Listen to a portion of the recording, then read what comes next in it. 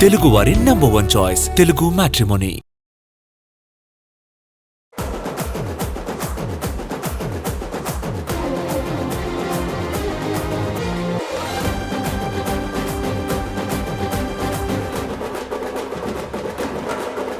Hi hello welcome to సైన్మా 2.0. నేను Shivani.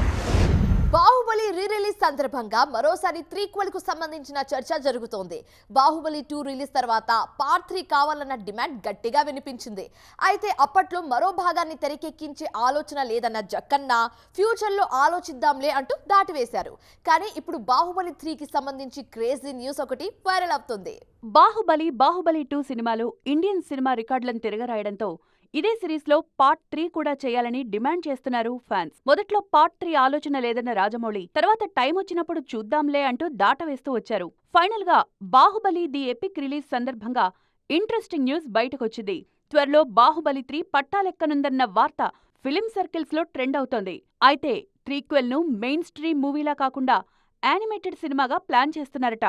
Already part 3 కోసం విజయేంద్ర ప్రసాద్ కథ సిద్ధం చేసే పనిలో ఉన్నారు. ఈ సినిమాకు జక్కన్న దర్శకత్వం వహించకపోయినా ఆయన పర్యవేక్షణలోనే పార్ట్ 3ని యానిమేటెడ్ మూవీగా ప్రేక్షకుల ముందుకు తీసుకొచ్చే ఆలోచనలో ఉంది చిత్ర యూనిట్. గతంలోనూ బాహుబలి క్యారెక్టర్స్ ఆధారంగా యానిమేషన్ సిరీస్ రిలీజ్ అయింది. రజనీకాంత్ ఇంకెన్నాళ్ళు మేకప్ వేసుకుంటారు? ఆన్ లొకేషన్స్ కు ఇంకెన్ని రోజులు వస్తారు? ఇప్పుడు సెట్స్ మీద ఉన్న సినిమా, దాని తర్వాత చేయబోయే సినిమా సంగతి సరే, ఆ తర్వాత ఏం చేస్తారు? చేసింది చాలనుకుంటున్నా అనే స్టేట్మెంట్ ఏమైనా ప్రిపేర్ చేస్తున్నారా?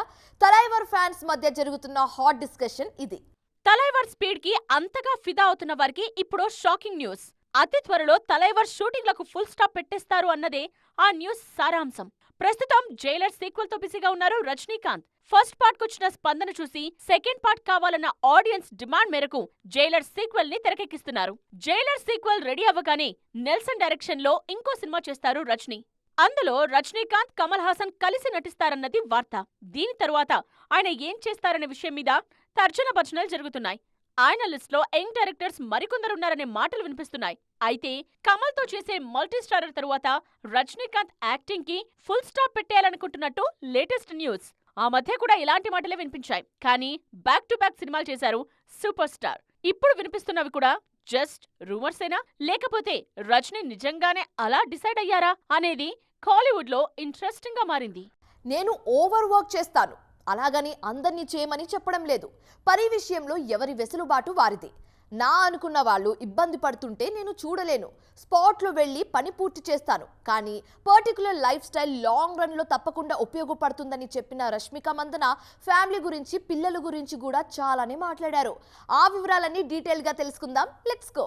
ఇప్పుడైతే రష్మిక ఏం చేసినా ఫ్యాన్స్ మనసంతా ఆమె పెళ్లి చుట్టూ మాత్రమే తిరుగుతోంది. వాళ్ల ఆలోచన అలా ఉంటే రష్మిక మరో అడుగు ముందుకేస్తున్నారు. తనకు పుట్టబోయే పిల్లల గురించి మాట్లాడుతున్నారు. రీసెంట్ గా గర్ల్ ఫ్రెండ్ ప్రమోషన్స్ లో ఈ టాపిక్ గురించి ప్రస్తావించారు నేషనల్ క్రష్.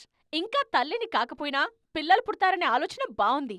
ఆ ప్రాసెస్ అనుకుంటుంటే లవబుల్ గా అనిపిస్తోంది. ఇంకా పుట్టని నా పిల్లల గురించి నేను ఆలోచిస్తున్నా. వారి కోసం ఏదైనా చెయ్యాలనిపిస్తోంది. వాళ్లను రక్షించుకోవాలి. యుద్ధం చేయడానికైనా రెడీ. కాకపోతే నేనందుకు ఫిట్ గా ఉండాలి. నా థాట్ ప్రాసెస్ అచ్చం ఇలాగే ఉందంటున్నారు రష్మిక. రష్మిక చెప్తున్న ఈ మాటలన్నీ వింటున్నవారు పెళ్లవ్వగానే రష్మిక కెరియర్ బ్రేక్ తీసుకుంటారా, కొన్నాళ్ల పాటు రెస్ట్ తీసుకుంటారా, లేకపోతే షూటింగ్లను యథావిధిగా ప్లాన్ చేసుకుంటారా అనే చర్చ షురూ చేశారు. ఆమె ఏ నిర్ణయం తీసుకున్నా మాకు హ్యాపీనే అంటున్నారు హార్డ్ కోర్ ఫ్యాన్స్. ఆమె ప్లానింగ్ మీద తనకున్న గురి అలాంటిదన్నది వారి మాట. ఒకసారి మనకు హెల్లో చెప్పిన లేడీస్ మళ్ళీ కనిపించడానికి కాసింత టైం తీసుకుంటే ఎక్కడో వారిని మిస్ అయ్యామన్న ఫీలింగ్ కలుగుతుంది జనాలకు. అందులోనూ సక్సెస్ఫుల్ సినిమాలతో పలకరించి లాంగ్ బ్రేక్ తీసుకుంటే ఆ గ్యాప్ మరీ కనిపిస్తుంది. అన్నేసి రోజులు ఎందుకు దూరంగా ఉండడం, బ్యాక్ టు బ్యాక్ పలకరిస్తూ ఉండండి అంటూ వారిని రిక్వెస్ట్ చేసే వారి సంఖ్య కూడా రోజు రోజుకు పెరుగుతూనే ఉంటుంది. ఇంతకీ మిస్ యూ అని ఫ్యాన్స్ తో అనిపించుకుంటున్న బ్యూటీస్ ఎవరు? చుట్టమల్లే చుట్టేశారు జాన్వీ కపూర్. అలా వచ్చి ఇలా వెళ్లిపోతారనుకుంటే సౌత్ లోనే తిష్ట వేయడానికి సిద్ధమవుతున్నారు. ఆల్రెడీ దేవర పార్ట్ 1 రిలీజ్ అయింది. ఇప్పుడు సెట్స్ మీద పెద్ది ఉంది. త్వరలోనే దేవర సీక్వెల్ ఉండబోతోంది. మధ్యలో కొన్ని హిందీ సినిమాలు వచ్చినా అవి మనదాకా వచ్చిన ఫీలింగ్ అస్సలు క్రియేట్ కాలేదు. అందుకే పెద్ది కోసం వెయిట్ చేస్తున్నారు జనం. ఇటు దీపికా పదుకొన్ ఫ్యాన్స్ పొజిషన్ కూడా ఇదే. బ్యాక్ టు బ్యాక్ తెలుగు సినిమాలు టాక్స్ లో ఉన్నప్పటికీ ఈ ఏడాది తెలుగు స్క్రీన్స్ మీద కనిపించారు దీపికా పదుకొన్. 2026లోనూ డౌటే. ఆ తరువాత మాత్రం ఐకాన్ స్టార్ సినిమా ఉంటుంది. స్పిరిట్ లో కంటిన్యూ అయి ఉంటే ఆ మూవీ వార్తల్లో అయినా ఉండేవారు దీపిక. ఇప్పుడు అదీ లేదు. కల్కి 2లో కూడా ఇక ఆమె కనిపించరు. సో దీపికను ఓన్లీ ఐకాన్ స్టార్ మూవీలోనే చూసుకోవాలి సౌత్ ఆడియన్స్. నార్త్ లో సినిమాలు ఉన్నప్పటికీ వాటి ప్రమోషన్స్ సౌత్ లో ఎంతుంటాయన్న దాని మీదే ఆమె ప్రెజెన్స్ ని ఫీల్ అవ్వడం డిపెండ్ అవుతుంది. కల్కి నుండి దీపిక అవుట్ అయ్యారు, కానీ దిశా పాట్ని మాత్రం కంటిన్యూ అవుతారనే హోప్స్ ఉన్నాయి జనాల్లో. ఆమె నటించిన కంగువ ఆశించినంత క్లిక్ కాకపోవడంతో సీక్వెల్ కి ఫుల్ స్టాప్ పడిపోయింది. కానీ కల్కి సీక్వెల్ మాత్రం కంటిన్యూ అవుతోంది. ఓవైపు హాలీవుడ్ లో బిజీ అవుతున్న దిశ సౌత్ ని మాత్రం వదలడానికి ఇష్టపడటం లేదు. ఇటు ఆలియా పరిస్థితి కూడా అంతే. రాజమౌళి RRR లో సీతగా దక్షిణాది జనాల గుండెల్లో తిష్ట వేశారు ఆలియా. ఆ తరువాత ఆమె చేసే నార్త్ సినిమాలు కూడా మన వారిని ఊరిస్తున్నాయి. అలాగని వాటినే చూడమంటే ఎలా? సౌత్ లో సినిమాకు సైన్ చేయొచ్చుగా అని ఈ లేడీకి రిక్వెస్ట్లు పెట్టేస్తున్నారు ఫ్యాన్స్. మరి కన్సిడర్ చేస్తారా? ఫ్రీక్వెంట్ గా సౌత్ విజిట్స్ ఉంటాయా? Let's wait and see. అద్దె ఎలా కట్టాలి, పిల్లల్ని ఎలా చదివించాలి, ఎలా బతకాలి అని ఆలోచిస్తూ దాన్నే పాటల పాడుతూ భీమ్స్ ఓ సెల్ఫీ వీడియో తీసుకున్నారట. అందులో తన భార్య పిల్లల్ని కూడా రికార్డ్ చేశారట. ఆ వీడియో తర్వాత ఆత్మహత్య చేసుకోవాలన్నది అతని ఆలోచన. అది ఫ్యామిలీకి తెలియదు. కానీ అప్పుడు వచ్చిన ఓ ఫోన్ కాల్ ఆ కుటుంబాన్ని బతికించింది. ఆ ఫోన్ని, ఆ కాల్తో ముడిపడిన రవితేజను భీమ్స్ గుర్తు చేసుకున్నారు. నేను సెల్ ఫోన్ తీసుకొని ఒక సెల్ఫ్గా ఒక వీడియో తీసుకుంటూ ఉన్నా. ఆ వీడియో తీసుకుంటున్నప్పుడు ఆ వీడియోలో కుర్చీలో కూర్చున్న నా భార్య, 2 పిల్లల్ని కూడా వీడియో తీసా. ఆ వీడియో తీసేటప్పుడు వాళ్ళకి తెలియదు నేను ఎందుకు వీడియో తీస్తున్నానా అని.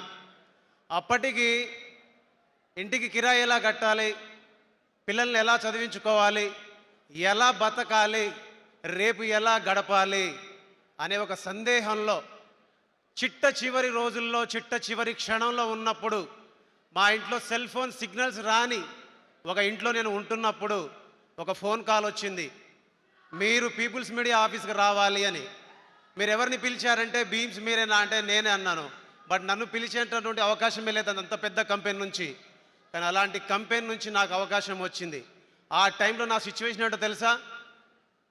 ఈ భూమి మీద నాకు నూకలు చెల్లిపోయాయి, నాకు జీవితం లేదు, నా భార్య పిల్లలకు కూడా జీవితం లేదు, అందరినీ కట్టగట్టుకుని ఒకేసారి పైకి వెళ్ళిపోదాం అని అనుకున్నాం.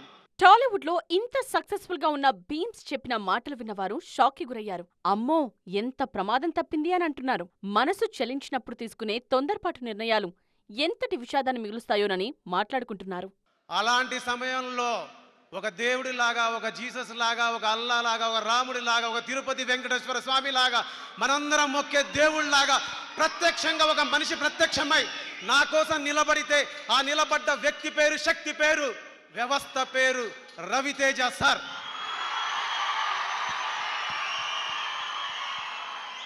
మాటల్లో చెప్పాలంటే ప్రేమ, పాటల్లో చెప్పాలంటే భక్తి. నిలబడి ఉన్నాను, 2 కాళ్ళ మీద నిలబడి ఉన్నాను, 5 వేళ్లతో తింటున్నానంటే అమ్మా, నాన్న, నీ కొడుకు సజీవంగా ఉండడానికి రవితేజ సార్ కారణం. నీ కొడుకును నిలబెట్టిన రవితేజ సార్కి నాకు మాటలతో చెబితే సమాధానం అయిపోద్ది, మాటల్లో చెబితే సమాధానం అయిపోద్ది, కానీ పాటల్లో చెబితే చరిత్రలో నిలిచిపోతుందని చెప్పాను. భీమ్స్ జీవితంలో అవాంఛనీయ ఘటన జరగకుండా మాస్ మహారాజ్ ఆదుకున్నారు అన్న మాట ఇప్పుడు వైరల్ అవుతోంది. ఒక్క సినిమా, ఒక్క సరైన అవకాశం, ఒక్క విజయం కృష్ణానగర్ జీవితాలను తారుమారు చేస్తాయనడానికి భీమ్స్ ది బెస్ట్ ఎగ్జాంపుల్ అంటున్నారు. అప్పుడు ధమాకా మాత్రమే కాదు, ఇప్పటి మాస్ జాతర వరకు భీమ్స్ అండ్ మాస్ మహారాజ్ కాంబినేషన్లో ఓ ఊపు ఉంటుందన్నది సినీ జనాలందరూ ఒప్పుకునే మాట. ఈ నెల 31న మాస్ జాతర ప్రీమియర్స్ ప్లాన్ చేస్తున్నారు మేకర్స్. రవితేజ, శ్రీలీల నటించిన ఈ సినిమా ప్రేక్షకులకు నచ్చకపోతే తాను ఇండస్ట్రీని వదిలి వెళ్లిపోతానన్నారు రాజేంద్ర ప్రసాద్. శ్రీలీల పాత్ర తెలుగు వారందరికీ నచ్చుతుంది అని ఆయన చెప్పిన తీరు ఆ పాత్ర మీద ఆసక్తిని పెంచేసింది. ఈ సినిమాలో ఏముంది, ఏమీ లేదు నేను చెప్పను, అది మీరు థియేటర్లోనే చూడాలి. ఈ సినిమా చూసి మీరు షాక్ అవ్వకపోతే నేను సినిమా ఇండస్ట్రీ నుంచి వెళ్ళిపోతాను. థియేటర్లో చూశాక అప్పుడు చెప్పండి, అప్పుడు మీరేంటో నేనేంటో అక్కడ తెలుసుకుందాం. మళ్ళీ ఒక మంచి అద్భుతమైన మాస్ సినిమా. ఈ సినిమాలో ఏం లేదు, సెంటిమెంట్ లేదా, యాక్షన్ లేదా, గోల లేదా. అసలు నాకు ఈ సినిమాలో బాగా నచ్చిన క్యారెక్టర్ శ్రీలీలదే.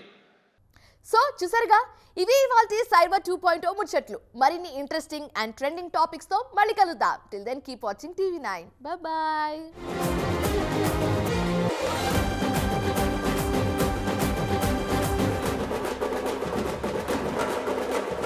తెలుగు వారి నంబర్ 1 చాయిస్ తెలుగు మ్యాట్రిమోనీ.